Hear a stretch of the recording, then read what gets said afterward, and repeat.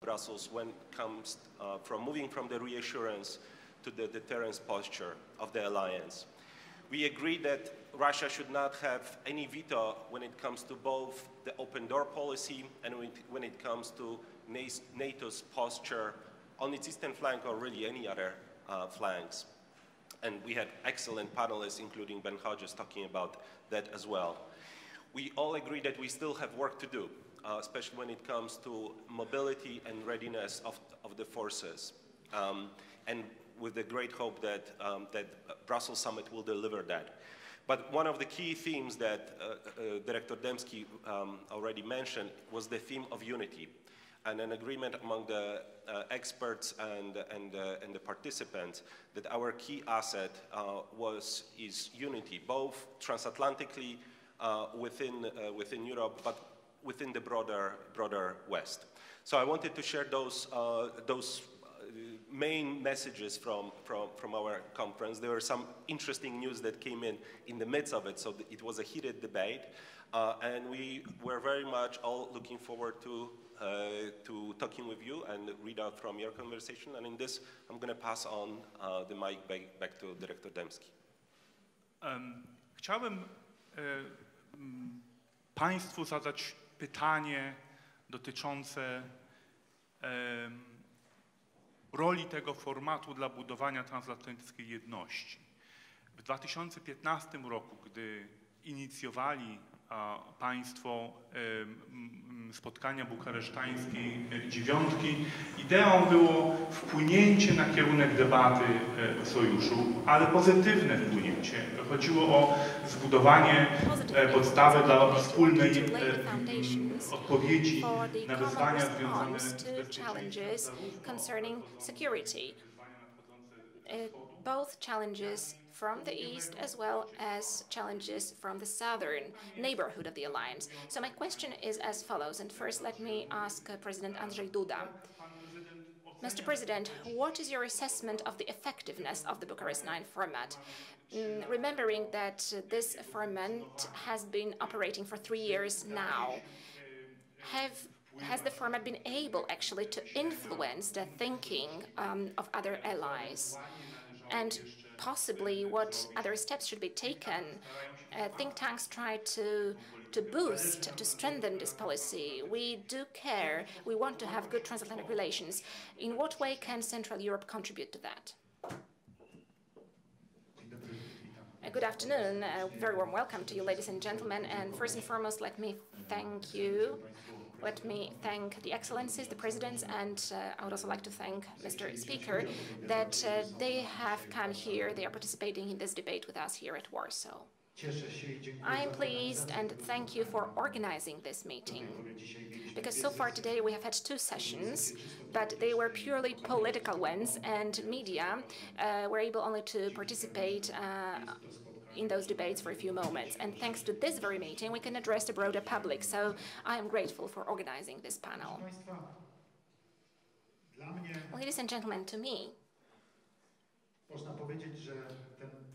I can say that this format of cooperation, the Bucharest 9 format, which we have, which we are co-moderating and co-hosting today together with President Klaus Johannes, is 100%, or has been 100% efficient and effective so far. Actually, the idea behind this form of cooperation was very simple indeed. We managed quite quickly to define among Central European presidents to agree that our expectation, and we started the discussions about that back in 2015, that our expectation was the presence of NATO forces along NATO eastern flank. Back then, right after presidential elections in Poland, when I was still president-elect, I think that was in June 2015, I had a meeting for the first time with Secretary General Jens Stoltenberg. And during that meeting, I told the Secretary General that Poland is in NATO for many years. However, NATO was not in Poland, or is not in Poland. And I said that that was not just, it was lacking consistency. And I said also that it was my expectation for the NATO forces to be deployed to the Polish territory. And I remember that he was very much surprised back then when he heard this argument. I said, well, there is a situation of a threat. The neighborhood, the environment has markedly deteriorated. It deteriorated very much in 2014, and I believe that nobody actually has any doubts about the road which our big neighbor from the east has taken. The war in Ukraine back then was a fact. And I said, what we need is support here. We need the Allied guarantee, an ironclad guarantee, not so much to build big military forces here, but we need it so that our communities, and of course I took the Polish perspective first and foremost, so that our communities could believe that it is safe, that we are not alone, that we are not on our own, that we are within NATO, but that NATO is with us, stands by us. So it's not only that our soldiers are deployed to missions outside of our borders and where they sometimes perish, where they are wounded. No, we just wanted to demonstrate that the alliance is also in Poland, that the alliance also supports the protection of the Polish borders and the protection of Polish security. And I have to say that that was one of the arguments, it seems to me, which convinced especially the political side of the North Atlantic Alliance. Of course, there was the military component to that, but generals, those who are sitting at a table and taking military decisions within NATO, knew what the problem was about, and they knew what was needed. And that was much easier to discuss with them than to discuss with politicians. However, at that time, because we soon realized, and all of us agreed, that we had a similar point of view in our part of Europe, we decided to meet in Bucharest and we adopted a joint declaration. That joint declaration stipulated that there was a need to strengthen NATO eastern flank. We also stressed that we needed to have NATO forces deployed to our part of Europe, and we have been successful. Why is that useful? The reason is very simple, ladies and gentlemen. NATO currently has 28 member states, and when we think that the decisions have to be agreed on, then it is always better to look for ways to take faster decisions. It is always better to work out a consensus within a certain group of states. It's always an added value. I think nobody has any doubts about that. This speeds up the decision-making process. So this is one side of the coin. Another side of the coin is as follows. We are demonstrating to our allies within NATO that there is a problem which we are pointing to, because if there are 9 countries in this part of Europe, in this part of the world, who speak with one voice, it means that there is a real need. So it is not a demand put forward by one state. It is not somebody's artificial idea. It is something that 9 countries, 9 leaders have discussed, have agreed on, and they have decided these are real problems and these are the real needs. And I suppose that also this is the reason why our actions within Bucharest 9 are efficient. And also today, we can say that the biggest success of this day today, apart from having this meeting and discussing, is the fact that we have accepted and adopted a joint declaration which was taken in presence of a High Representative of the Secretary General from NATO headquarters, and it will be passed on to our allies so that they will know what we want to present as countries of Central Europe at Brussels summit. I think this is fair vis-à-vis our friends, and namely, we are demonstrating to them what our expectations and needs are, and we allow them to consider them as well, to think it through and to discuss it. And apart from that, we also discussed those challenges which we are facing today. And I'm glad that in the vast majority of cases, we have got very convergent views, very convergent opinions, and very convergent assessment of the situation. So this helps for sure to work within NATO. And I have no doubts whatsoever that this format, which we initiated, and the format in which we are working proves to be effective, it functions well, and it brings benefits, I'm convinced, not only to our part of Europe, but also to NATO as a whole. It's thanks to our initiative precisely that NATO demonstrated it's alive. The alliance has demonstrated that it's not so that after the fall of the Iron Curtain everything has decomposed and is only on paper.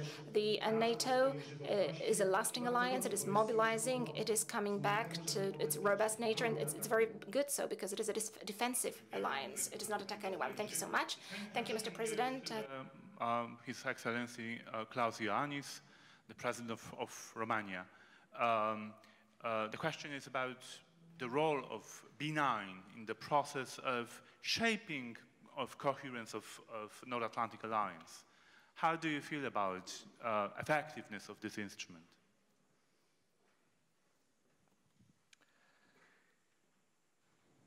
My co-chair and friend Andrzej Duda and I first organized the Bucharest 9 meeting, as the name says, in Bucharest. That was 2015. At that time, we all prepared for the NATO summit, which then took place in Warsaw, was very well organized. But as the NATO summit approached back then in 2015, we noticed two things. First, that we have specific issues on the eastern flank, that we have a very strong interest in a strong NATO presence, a strong NATO deterrence, that on the other side we have a common understanding of the neighbor in the east, because all B9 countries are former communist countries. So we have an understanding which goes very deep in our history. And so we decided to meet and prepare together for the NATO summit. Of course, immediately some people came up with the idea that we sort of want to split NATO, which is nonsense. We did not want to split NATO. We want to enhance the approach. We want to prepare a couple of issues from our point of view. Because it's our common understanding that we know the region very well, that we know the interactions very well, and we know how to react. This is what we did, and the meeting in Bucharest was a very good one. Actually, we managed to decide a couple of things, transform them into input to the NATO summit, which happened in Warsaw, and the result was very good for us. You may remember that as a result of our discussions, of our preparations, we have projects like enhanced forward presence, tailored forward presence, multinational brigades, and so on and so forth. So it's not just that we talk and assure ourselves of our highest respect. We really talk about common defense, about common deterrence on the eastern flank. This does not diminish at all the importance we give to the southern flank, or generally to what we call in NATO the 360-degree approach. But it's obvious that despite the general interest of NATO, we have to care for our nations too, which we do, and I think we do it in a very decent and efficient manner. And this is what we expect to prepare now, and we did, for the NATO summit, which is going to take place in July in Brussels. So the Bucharest 9 meeting is not only positive, and we usually need little time to find the consensus, but it's also proactive.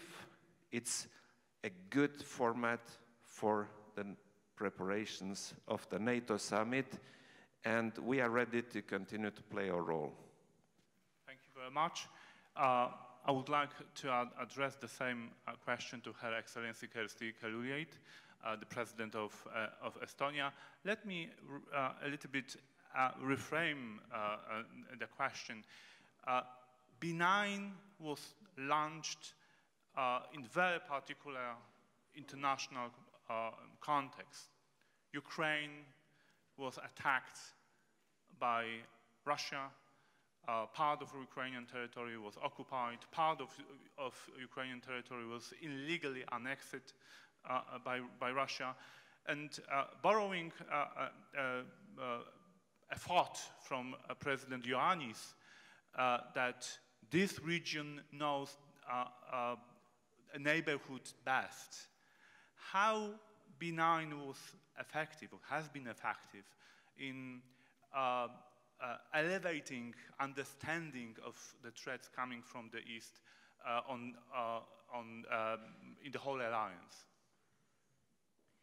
Well, if we look at what NATO has achieved since 2015 in making sure that its deterrence is indeed adequate, facing the risks which we are facing, I believe that B9 has clearly played a role in this, precisely because it's a cooperative body which is very much relying on our common ground, rules, international rules, our common values.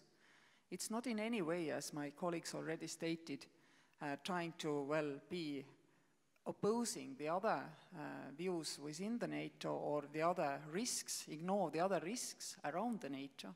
Quite to the contrary. The constructive atmosphere of B9 and the constructive voice of its declaration actually makes it easier, I believe, for the whole NATO to deal with the specific risks. Also, if I look at our discussions today, I have to say that we had a lot of information to share among ourselves in order to enlarge the common ground which we have, and in order to prepare ourselves better, to exercise our positions better. Because if you are explaining your positions to the colleagues who, well, share 90% at least of your views and your analysis of the security situation globally, then you are even better prepared when you are going to the wider scheme, explaining your positions to the people who do not have this particular experience of our region. So it's also a training exercise for all of us, and I believe we have done a lot of exercising of our positions. Also, we took the opportunity to discuss here how the last decisions from the last summit have functioned. I was very happy to tell my colleagues about our experience with cooperating with enhanced forward presence forces from France, UK, Denmark, Iceland, in Estonia. How we exercise together. What do we do with our 2% which we spend on Article 3 obligations? How this 2% of us is worked together with the EFP, what we have learned from these exercises. This is for us all learning material to prepare us for the next decisions from the next summit, because after all this has been not new to NATO, but NATO has had to reform, readapt to the situation which, well, required different analysis of the risk and different reaction to these risks. And there are huge lessons learned. We have, for example, learned and are already working with military mobility through the EU framework, because we realized we need to have this kind of hassle-free movement of our troops. We need infrastructure to have the hassle-free movement for our troops. All these experiences we have gained from the last decisions, and it's really good to discuss among ourselves what could be done better, what could be the next steps. And also it's very comforting to see that your understanding of risk and your understanding of the situation surrounding NATO, again, I'm not only talking east, I'm also talking south, that your understanding is very much shared by your closest colleagues. Thank you very much. Now I would like to ask His Excellency Radek Vondráček, Speaker of Czech Republic Parliament. Your country is situated in much more comfortable location. I mean, you don't share a common border with Russia. No, your country is not exposed on direct Russian aggression as Romania is through the sea. So my question to you would be the same one, but I would also reframe. Region through the B9 sends very powerful message to the whole alliance, a very positive one, a message about unity.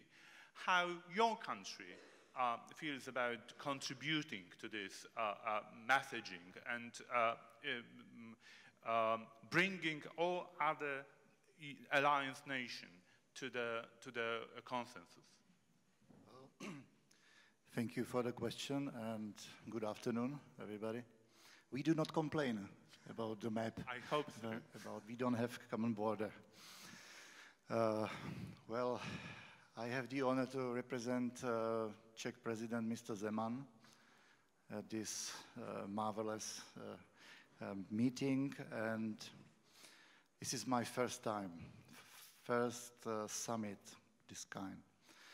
And maybe I can explain or answer your question if I will share my feelings about this conference, because you know, history has its own sense of humor, irony, because I was told that we adopted the declaration in the same room where the Warsaw Pact was signed. That's amazing, you know, because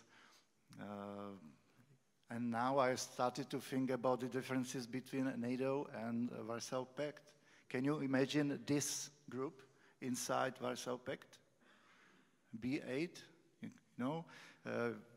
I'm really happy that this platform is not a fragmentation. Somebody told it before. Estonia was under occupation at that time. Yeah, but they were part of it.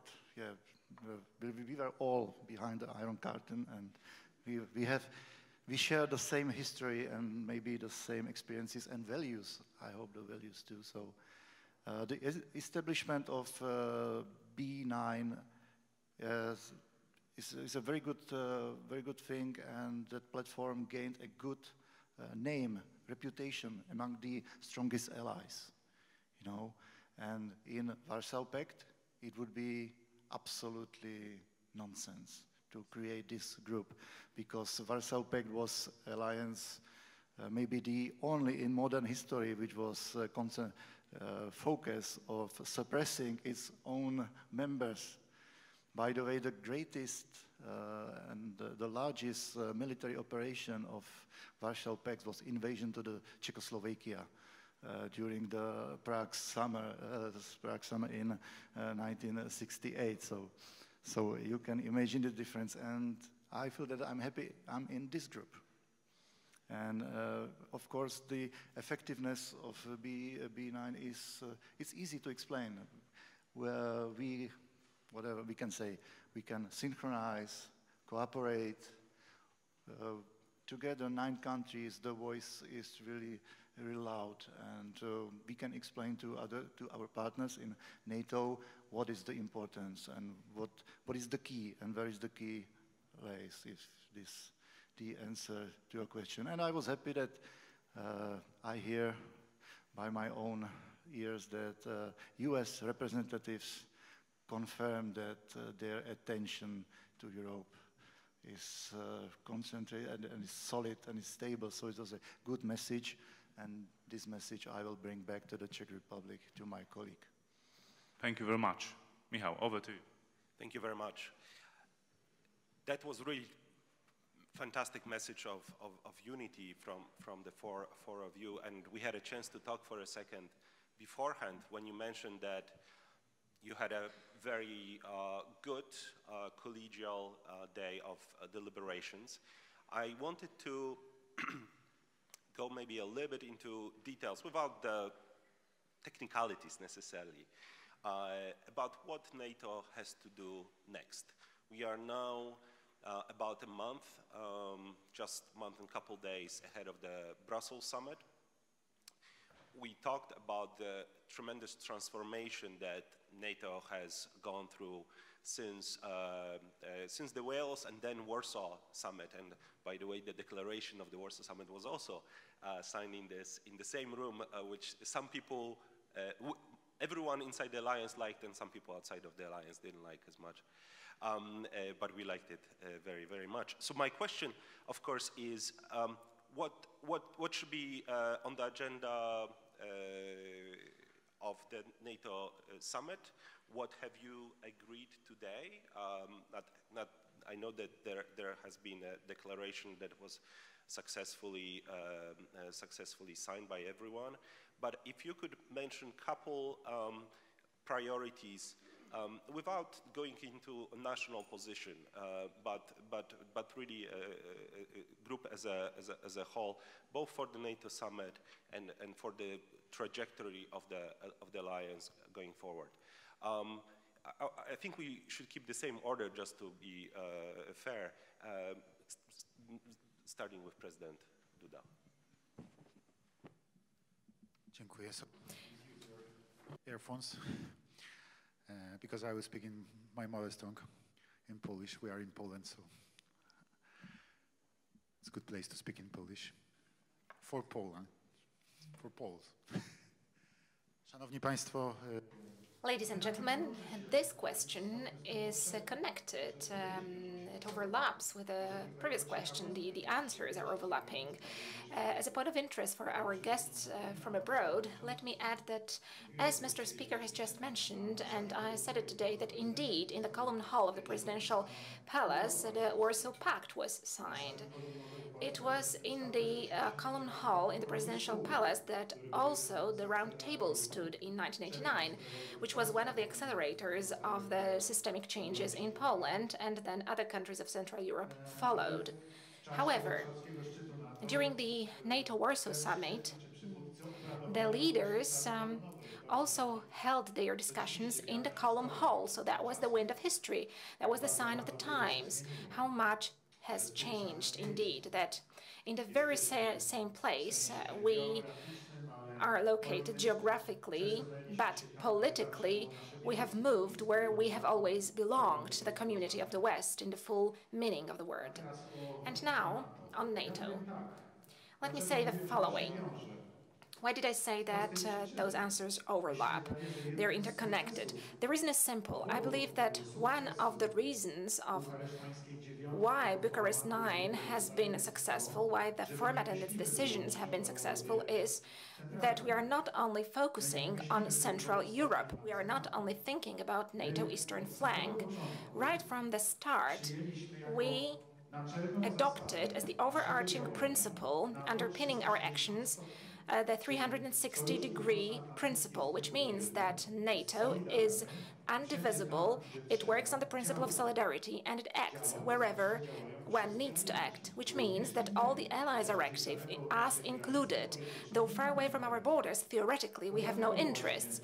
But this is precisely why we deploy our soldiers to the air policing mission. That is precisely why our soldiers are present in Afghanistan, and that is why we're increasing their presence there. This is precisely why our soldiers today are present. They are part of the anti-terrorist organization in the Middle East. That is why our special operation forces conduct trainings, and this is why our teams help to repair the post-Soviet equipment, for instance, in Iraq. And that is the core of NATO, ladies and gentlemen, the rule of 360 degrees. It is not only that we expect security, but also we provide security. We carry this security wherever the NATO decides that this security should be provided. This is the overarching principle, and I believe that this is also one of the reasons why we have been successful, because the allies have seen, they have understood that we're not thinking only about ourselves. We have not gathered around the table to set the goals for the Central Europe, for the Eastern NATO flank. We are saying we are with us. We are supporting you also in the south. We need to conduct operations which will protect you from the terrorism. We are ready to do that. Well, thanks God, we have not faced the problem of terrorism as yet, but we understand that you need help because we are together, because we are working on the principle of solidarity within NATO. This is one of the reasons. And now, when talking about the upcoming NATO summit, what is going to be on the agenda? This is something that we stress very strongly in our declaration, the 360-degree principle of NATO. We are stressing our solidarity, our credibility, responsibility. We are stressing that we are serious about the security of NATO. Every of these 9 states of our format. So this is an element which you can read in every single point of the declaration. So we want to make our allies understand that indeed we are reliable, that we approach our membership of NATO in a responsible way. So this is number 1. And number 2, well, of course, we are also communicating our needs. And what are our needs? It's the further adaptation of NATO to the new situation that has emerged. Western Europe would say it emerged in 2014 when Russia attacked Ukraine. I will say that the situation emerged in 2008 when Russia invaded Georgia, because I believe that that was back then that the imperial ambitions of Russia were fully reinstated. It demonstrated itself in that year in full. So what we want to do, we want to make sure that the NATO presence along the eastern flank of NATO is strengthened. We want to have more exercises. The situation is quite good right now because the exercises take place. Just 10 days ago, big Air Force maneuvers came to an end. Right now, in our part of Europe, we have got large-scale maritime and land maneuvers, so a lot is happening, but we want this to be at least continued, and it would be best if we further intensify those efforts. It would be best for us to practice all models, and first and foremost, we have to practice redeployment, which is very much important. Just look how gigantic redeployment was practiced by Russians prior to Zapad 17. So they undertook a huge operation of redeployment of troops involving all the oblasts, all the military regions of the Russian Federation. Also, we should strengthen our capabilities in this respect, because this is an indispensable element should any kind of a conflict arise. But we want to make sure that the forces of both enhanced forward presence as well as of the tailored forward presence are complemented with the maritime component. I'm thinking here about both the Baltic Sea and the Black Sea, but also it's important that they are complemented with the Air Force component. If we look at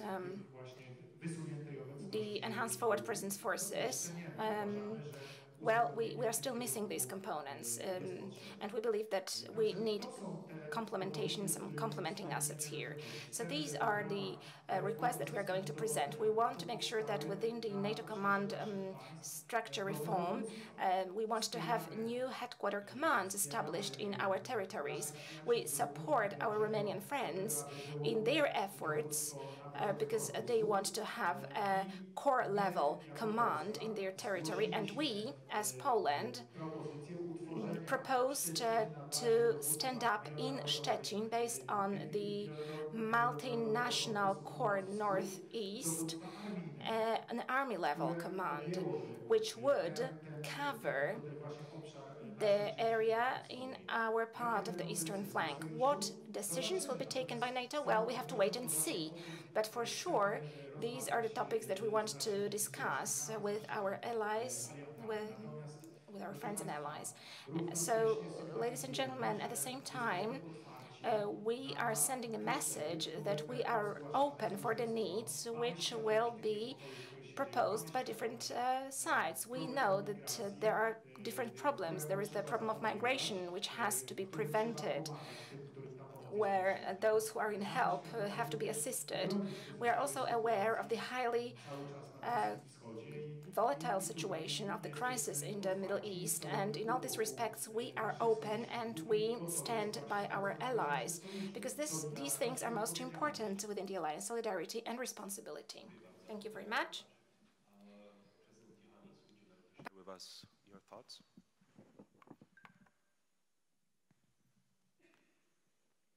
We discussed a number of issues today, and we all mentioned 5 things which I would like to point out in front of the public today. First, we have to consolidate the eastern flank of NATO, and this has to happen in a coherent and integrated manner. This is apparently vital for our countries, the B9, but let me come back to one question, Professor Debski, you put for our colleagues. Of course, Czechia is geographically not right near the eastern flank, but is Salisbury. So we see all of a sudden geography doesn't really matter, because we have to keep in mind what the old tactics used to be, but nowadays we have absolutely different approaches. And given the fantastic progress in technologies, and I don't think here only about cyber, which is obvious. Other military approaches have evolved so much that basically geographic distance is just a factor you take into calculation, but it's not a strategic factor anymore. And still we have to take care, if we talk about the strong presence on the eastern side, that we have to be capable to react. Being capable of reaction, making the eastern flank stronger, means enhanced interoperability, and it means to adapt NATO to the challenges on the eastern flank. And we had a discussion in the bus with our colleague and with our colleagues, and talked about all kinds of exercises we had, and found out that we have a lot of work to do. So this is not just sounding good in a paper to consolidate, it's a necessity. Second, we have to be serious about NATO. Being serious about NATO means that it's absolutely not enough to go to the NATO summit and say we need enhanced presence or tailored forward presence on the eastern flank. No, being serious about NATO starts at home. Being serious in NATO starts at home, and means that each of us fulfills what has to be done to prepare first his own country, first his own expenditure for defense purposes, and then integrate this in the bigger NATO picture. So this is something which we on the eastern flank understood very well. Our 3 countries here on this side all have stepped up our defense spendings by a huge amount of money, and we do this because we want to defend our states, but we also want to play a very constructive role in NATO. We do not want to be only recipients of security, we also want to provide security. Third, we reaffirmed our engagement for what I just said, projecting stability outside NATO territory, projecting stability in the region. And this is quite obvious. We have to take care, for instance, of our friends and partners in the East. We have to be aware of the fact that they count on us. This is not only about military. It is obviously about reforms we have to not not a push. We have to help them to be successful in the reformation of their procedures. We have to help them to become more resilient, and all this is absolutely necessary. Fourth, on the eastern flank, we have one big issue. It's called Russia. And we are determined to continue the way NATO acted for several years now. A very serious way, as we decided, keep the communication channels open, but on the other hand, have a very strong military defense and deterrence posture, and we stick to this. And fifth, last but not least,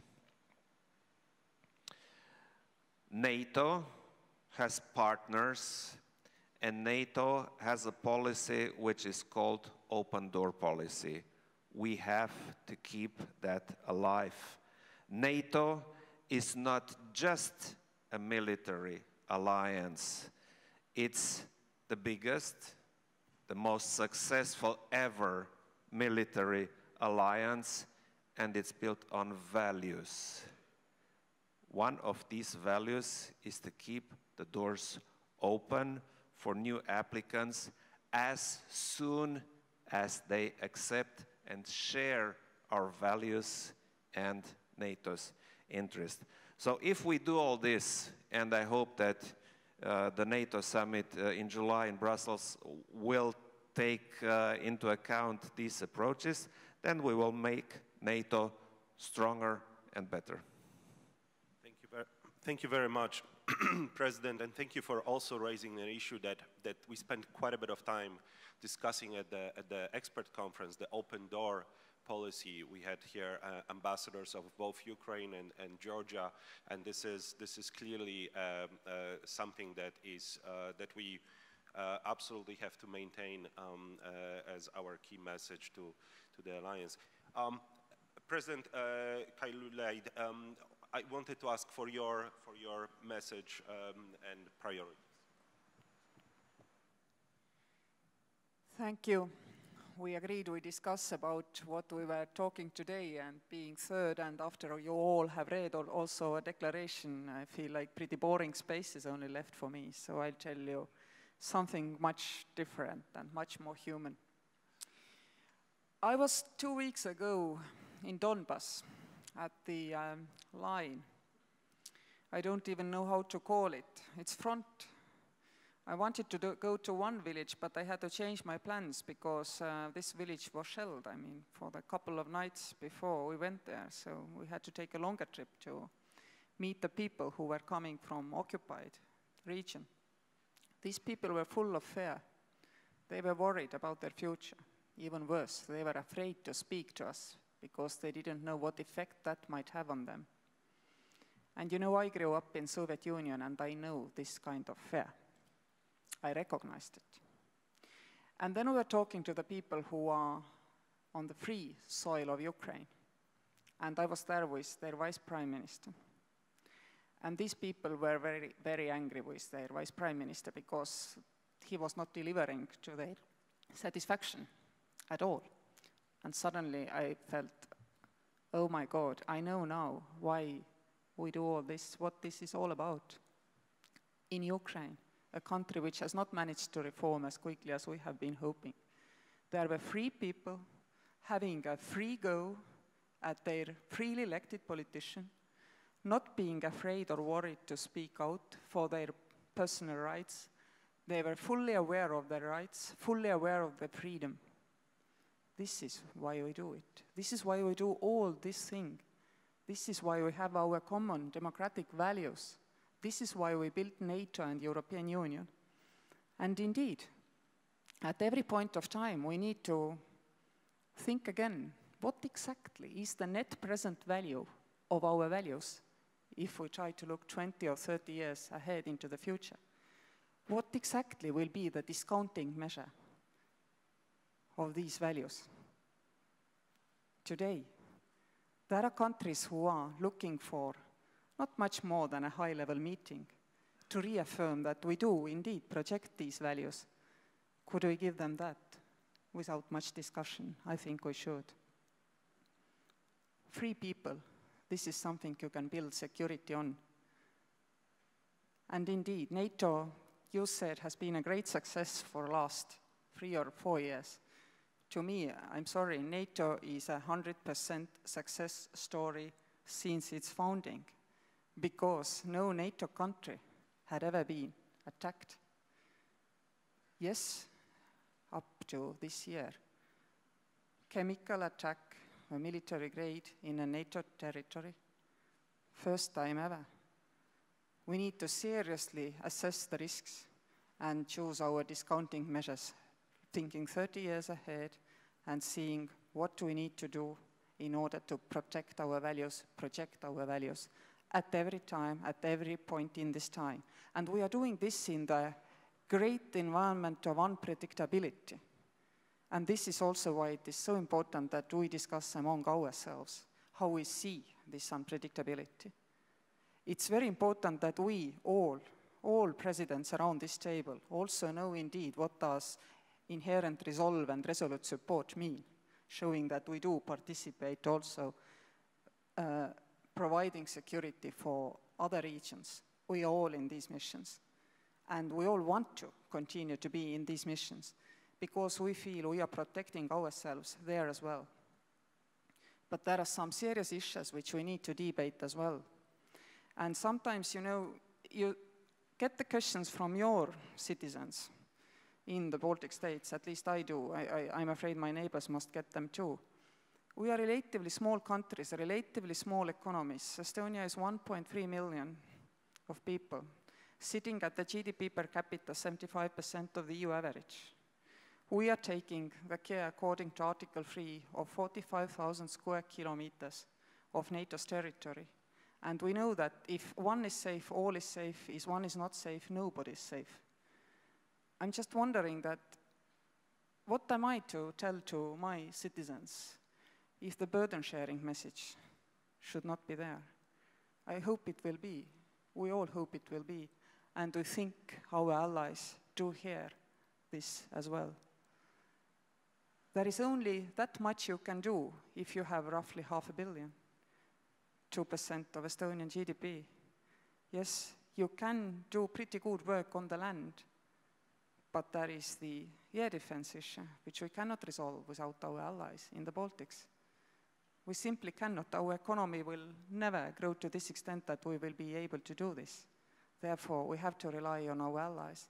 But we can only rely on our allies when we understand that everybody understands, every citizen of Europe, and also on the other side of the Atlantic understands that one is safe when all are safe, and all are safe when everyone is safe. We hope to forward also this message also from this summer and project it into the future. Thank you for listening.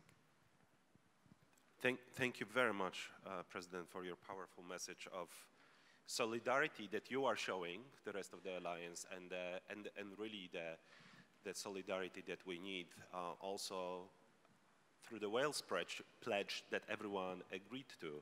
And also pointing out to the fact that we do have a hot war, or hot peace, as somebody mentioned today, but it's war, exactly.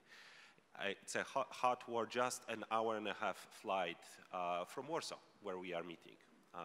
So thank you so much.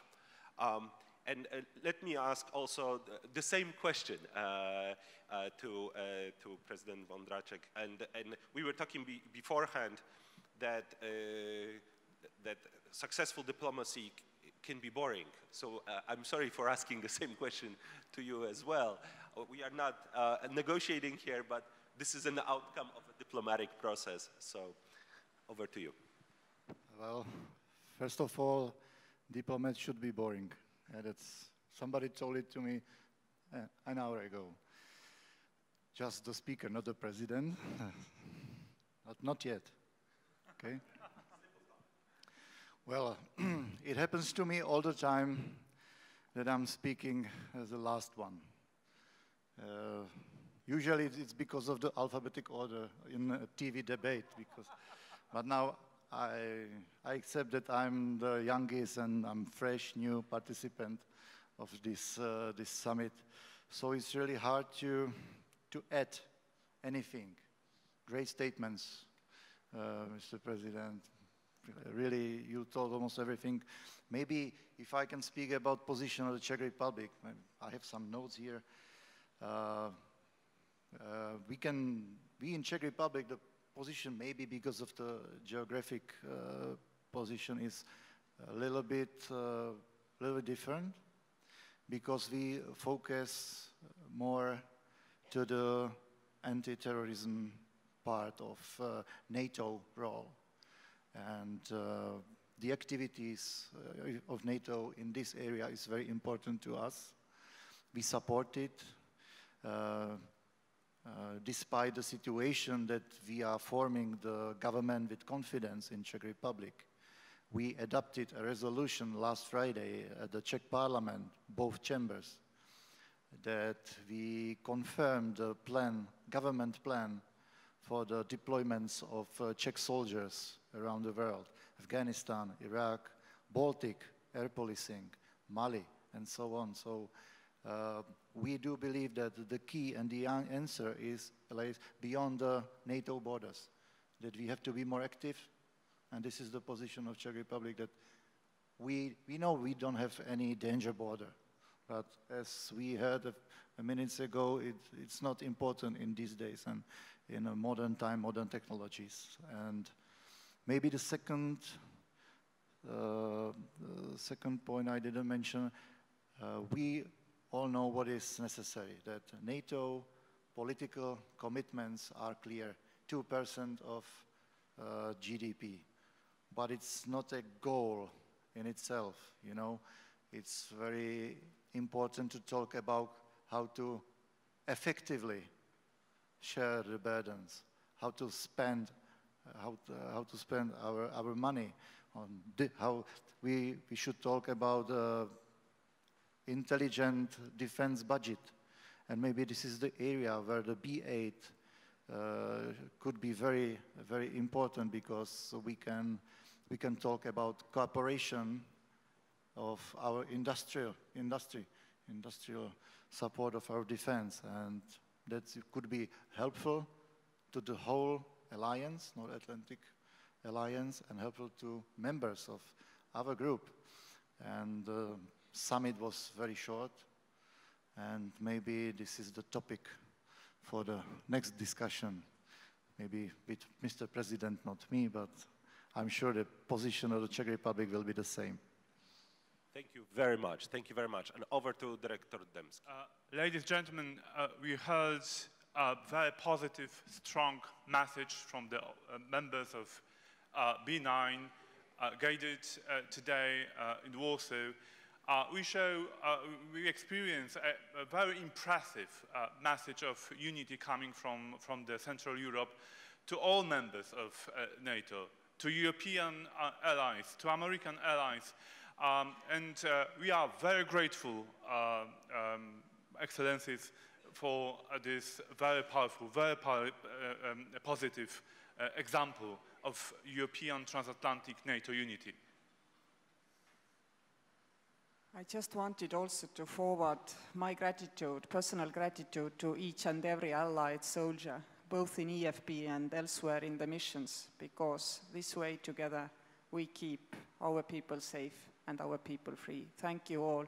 I did it also in the summit, but that part was not public, so thank you all our allied soldiers, and I think they deserve an applause for putting their lives at risk for our values.